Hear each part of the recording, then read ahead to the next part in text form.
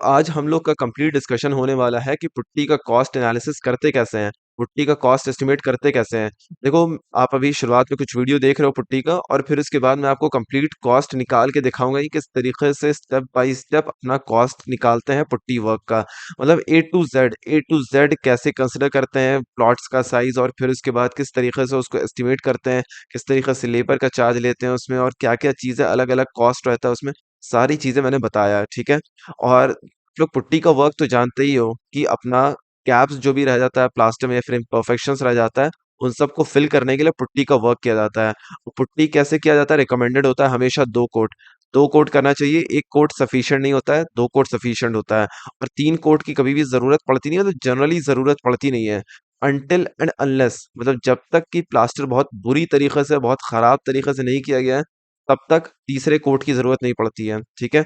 सो चलो अब स्टार्ट करते हैं अपने वीडियो को। और देखो, वीडियो स्टार्ट करने से पहले मैं आपको एक बात ज़रूर से बता दूं कि ये वीडियो बहुत ही ज़्यादा इंपॉर्टेंट है, ठीक है, हर आदमी के लिए जो कि अपने घर का कंस्ट्रक्शन करवा रहा है। और फिर दूसरी चीज़ कि इस वीडियो में मैंने बहुत ही इजी लैंग्वेज और बहुत ही सिंपल स्टेप्स में समझाया है कि किस तरीके से कॉस्ट एस्टिमेशन करते हैं।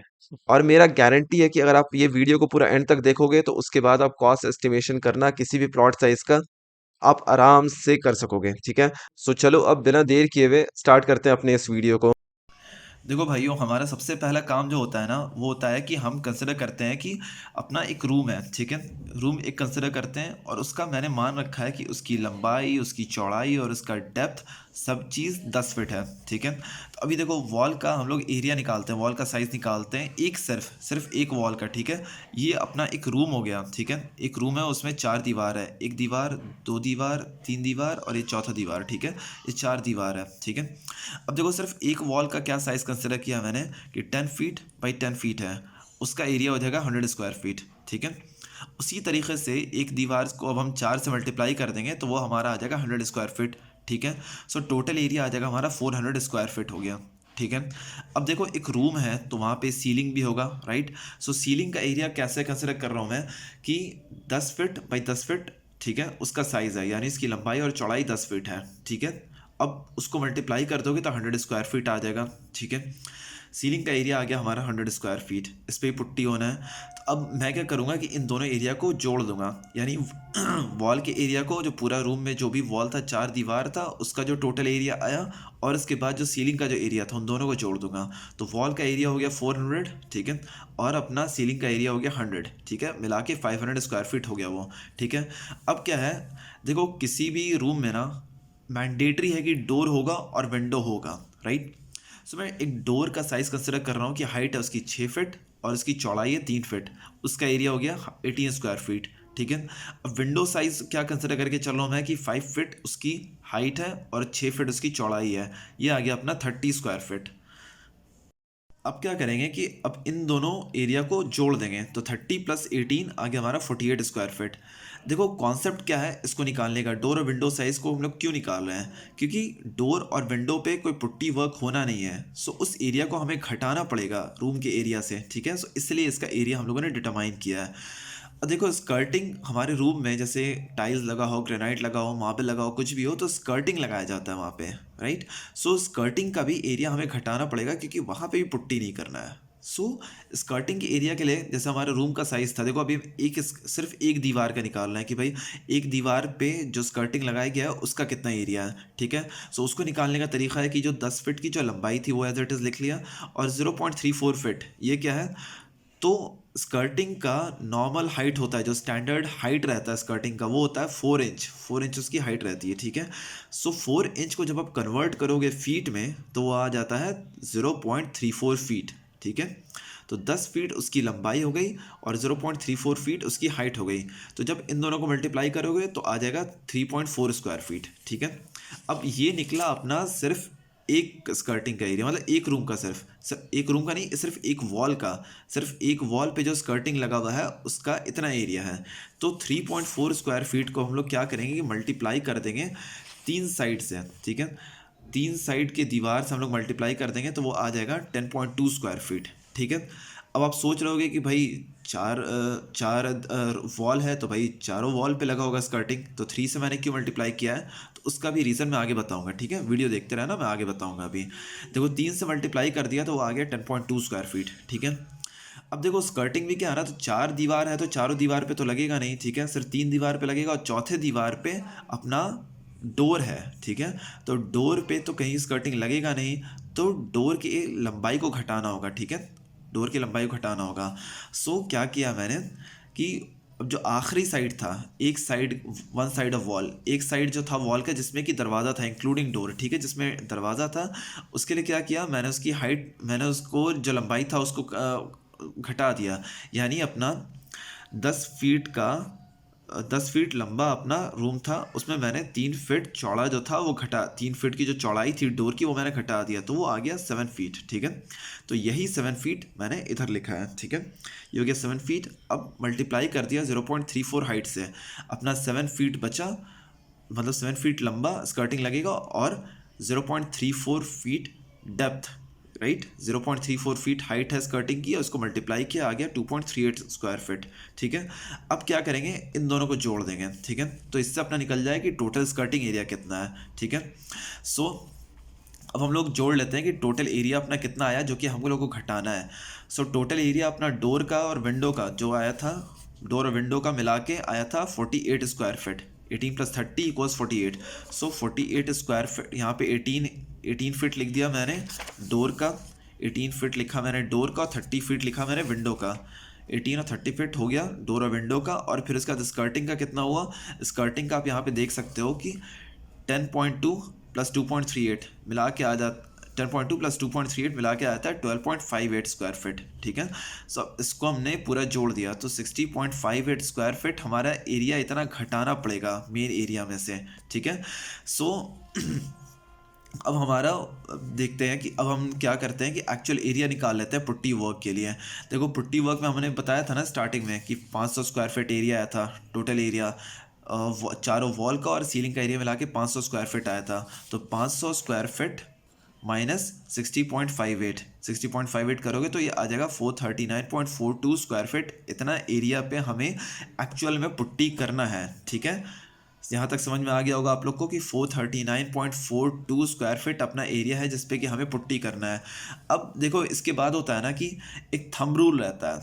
अब जब भी काम करोगे ना तो कंस्ट्रक्शन पे तो आपको ये चीज़ दिखेगा कि जब भी आप 2 कोट, देखो क्या होता है ना, पुट्टी का 2 कोट करवाते हैं और 3 कोट कुछ लोग करवाते हैं, लेकिन मेरे हिसाब से, मेरे एक्सपीरियंस से सिर्फ 2 कोट ही प्रेफरेबल रहता है, ठीक है। 2 कोट में आपका काम हो जाता है, 3 की ज़रूरत पड़ती नहीं है, ठीक है। 3 की बहुत रेयर कंडीशन में ज़रूरत पड़ती है जहाँ पे बहुत बुरी तरीके से प्लास्टर किया गया हो, ठीक है, बहुत ज़्यादा अंडिलेशंस होता है तो वहाँ पे 3 कोट्स की ज़रूरत पड़ती है, नहीं तो नॉर्मली 2 कोट्स में काम हो जाता है, ठीक है। अब देखो ये थंब रूल है क्या, थंब रूल है कि 1 किलो पुट्टी में अगर हम 2 कोट करते हैं तो कितना स्क्वायर फीट एरिया कवर होता है, जनरली 10 से 15 स्क्वायर फीट एरिया कवर हो जाता है, ठीक है। और अगर वही 1 kg में अगर हम 3 कोट करवाना है आपको, ठीक है, तो वो 8 से 12 स्क्वायर फीट एरिया कवर करता है, ठीक है। हमेशा याद रखना थंब रूल है 1 किलो के लिए, ठीक है, कि 1 किलो में अगर हमें 2 कोट करना है तो 10 से 15 स्क्वायर फीट एरिया कवर करेगा, और अगर वही 1 kg में अगर हमें 3 कोट करना है तो 8 से 12 स्क्वायर फीट एरिया कवर करेगा, ठीक है। प्रेफरेबल मैंने बताया कि भाई 2 कोट ही रहता है, ठीक है। अब देखो मैं मान के चलूँगा आगे कि भाई 10 स्क्वायर फीट एरिया कवर होगा, ठीक है। मैं करवाऊँगा पुट्टी 1 किलो में 2 कोट और वो 10 स्क्वायर फीट एरिया कवर करेगा, ठीक है। सो अब क्या है, अब हम अपना निकालेंगे कि एक्चुअल जो हमारा जो पुट्टी का जो एरिया था, ठीक है, उसमें हमें कितना ज़रूरत पड़ेगा पुट्टी का। देखो हमारा एक्चुअल एरिया था पुट्टी वर्क के लिए 439.42 स्क्वायर फीट एरिया था हमारा, ठीक है, 439.42 स्क्वायर फीट एरिया। अब पुट्टी हमें कितना ज़रूरत है, कितना किलो हमें पुट्टी ख़रीदना होगा, तो एरिया को हम डिवाइड कर देंगे 10 स्क्वायर फीट, 10 स्क्वायर फीट से, ठीक है। 10 स्क्वायर फीट कौन सा था जो मैंने यहाँ पे ये बताया कि 2 कोट है, भाई 10 स्क्वायर फीट में मान के चल रहा हूँ कि इतना ही एरिया कवर होगा हमारा 1 किलो में, ठीक है। तो मैंने इसको 10 से डिवाइड कर दिया, वो आ गया 43.94, ठीक है, जो कि रफली इक्वल है 44 kg के, ठीक है। अब देखो क्या होता है ना कि आप इसको 44 kg के लेना आप ऐसे ख़रीद सकते हो, 10 kilo + 10 kilo + 10 kilo plus 10 kilo plus 10 kilo, मतलब मिला के 50 किलो। ऑब्वियस ही बात है, 40 आपको 44 kg चाहिए तो मार्केट में क्या 44 kg कहीं नहीं देगा, वो आपको ऐसे ही खरीदना ही पड़ेगा कि भाई साहब 10 10 10 10 करके खरीदना ही पड़ सकता है, ठीक है। लेकिन देखो मार्केट में किस किस केजी में अवेलेबल होता है, 10 किलो में अवेलेबल होता है, 20 किलो में अवेलेबल होता है, ठीक है। फिर उसके 40 किलो में अवेलेबल होता है, 50 किलो में अवेलेबल होता है, ठीक है। तो 10 किलो, 20 किलो, 40 किलो, 50 किलो ऐसे अवेलेबल है। 30 किलो का अवेलेबल नहीं होता है, 5 किलो का नहीं होता है, ठीक है। इनका अवेलेबिलिटी नहीं होती है मार्केट में।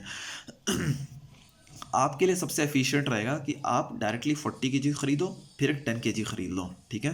तो ये आपको सबसे सस्ता पड़ेगा। आप अगर 40 किलो आपको खरीदना है अगर, या फिर 50 किलो खरीदना है, तो आप सोचोगे कि 10 10 10 10 10 करके खरीदें, तो वो आपको बहुत महंगा पड़ जाएगा, ठीक है। आपको अगर 50 किलो खरीदना है तो आप डायरेक्टली 50 किलो खरीदोगे तो आपको सस्ता पड़ जाएगा, ठीक है। मतलब जितना ज़्यादा केजी खरीदोगे एक बार में, ठीक है, वो आपको उतना ही सस्ता पड़ेगा। और जितना आप छोटा छोटा क्वांटिटी खरीदोगे 10 10 5 10 10 करके, तो भाई आपको बहुत ज़्यादा महंगा पड़ेगा, ठीक है।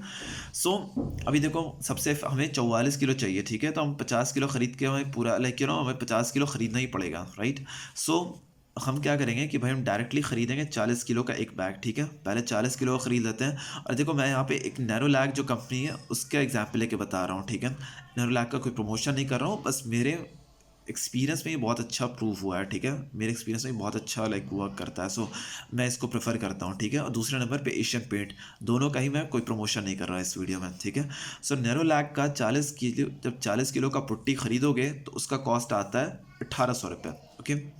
फिर उसके बाद अब 10 किलो का और ख़रीदोगे तो उसका कॉस्ट आता है 500 रुपये, ठीक है। अब इन दोनों को जोड़ दो, 40 किलो और 10 किलो मिला के 50 किलो हो जाएगा। आपको ज़रूरत है उसमें से 44 किलो, ठीक है। टोटल कॉस्ट आ जाएगा 18 + 5 23, ओके। 2300 का अपना टोटल कॉस्ट आ जाएगा सिर्फ पुट्टी का, ठीक है। अब जब पुट्टी का कॉस्ट निकाल लिया तो अब लेबर का क्या कॉस्ट आएगा। देखो लेबर कॉस्ट लेती है 3 से 5 रुपये। ये डिफ़र करता है state by state, city by city पे डिफ़र करता है, लेकिन जनरली 3 से 5 रुपये ही लेती है पर स्क्वायर फिट, ठीक है। पूरा मतलब घोल घाल के बनाने का, उसको लगाने का, सूख जाएगा, फिर दूसरा कोट अप्लाई करने का, वो सब चीज़ मिला के 3 से 5 रुपये पर स्क्वायर फिट लेती है, ठीक है। सो मैं एक बीच का नंबर पकड़ लेता हूँ, नहीं 3 रुपये नहीं 5 रुपये बल्कि 4 रुपये, ठीक है। तो 4 रुपये पर स्क्वायर फिट मान के चल रहा हूँ कि वो करेगी, ठीक है। और अपना एरिया कितना है, एरिया मैंने बताया ही था यहाँ पे कि आपका टोटल एरिया है पुट्टी वर्क का 439.42 स्क्वायर फिट, 439.42। सो उसी को मैंने यहाँ पे मल्टीप्लाई कर दिया 439.42, ठीक है। अब वो मल्टीप्लाई करोगे तो आप आ जाएगा खर्चा कितना लगेगा लेबर का 1757.68, यानी आपकी लेबर 2 कोट पुट्टी करने का, ठीक है, 439.42 स्क्वायर फिट एरिया में एक 1757.68 रुपीज़, इतना वो रुपये लेगी आपसे, ठीक है। अब देखो जब लेबर का भी कॉस्ट निकल गया, पुट्टी जो हमको ख़रीदना था उसका भी कॉस्ट निकल गया, अब उन दोनों को जोड़ देते हैं। पुट्टी का कॉस्ट आया 2300 रुपये एज इट इज़, और लेबर का कॉस्ट आया 1757, उसको जोड़ दिया मतलब 4058 रुपये आ गया, 4058 रुपीज़ आ गया हमारा। सो ये है हमारा टोटल कॉस्ट जो कि आएगा पुट्टी और लेबर का, मतलब पूरा पुट्टी वर्क मिला के आपका 439.42 स्क्वायर फिट एरिया कवर हो जाएगा इतने रुपए में, ठीक है। तो दोस्तों, मैंने आपको इस वीडियो में कंप्लीटली बता दिया है कि किस तरीके से अपना पुट्टी का पूरा कॉस्ट एस्टिमेशन किया जाता है, और वो भी बहुत ही आसान स्टेप्स में और बहुत ही सिंपल लैंग्वेज में मैंने आपको समझाया है कि किस तरीके से पूरा का पूरा कॉस्ट एस्टिमेशन करते हैं। सो उम्मीद करता हूँ मैं कि आप लोगों ने बहुत सारी नई-नई चीज़ें सीखा होगा इस वीडियो में। सो अपने दोस्तों के साथ भी इस वीडियो को ज़रा शेयर कर दो, उनके भी नॉलेज को बढ़ाओ। मेरे चैनल को ज़रूर से सब्सक्राइब कर लो, मेरे वीडियो को ज़रूर से लाइक कर दो, और चलो अब अगली वीडियो में मिलते हैं। तब तक के लिए थैंक यू।